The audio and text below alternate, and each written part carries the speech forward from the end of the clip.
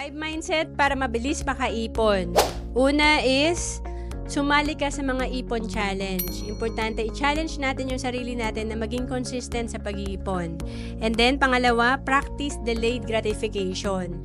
Importante kasi nandun yung sacrifice sa simula na nag-iipon tayo para maging consistent tayo at makabuild talaga tayo ng sapat na fund.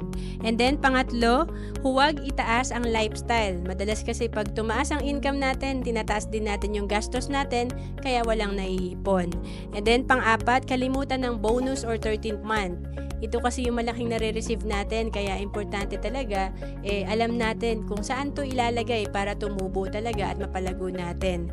And then, pang-lima, magplano at mag-budget. Halimbawa, kung may target kang bumili ng phone na worth 60,000, pero ang iyong monthly salary ay 20,000 lang, worth it ba na gumastos ka sa phone na equivalent sa 3 months na sweldo mo? And, importante talaga, simulan natin ang pag-iipon. Sa simula, mahirap, pero talagang kung consistent na tayo, magiging madali to at magiging habit natin.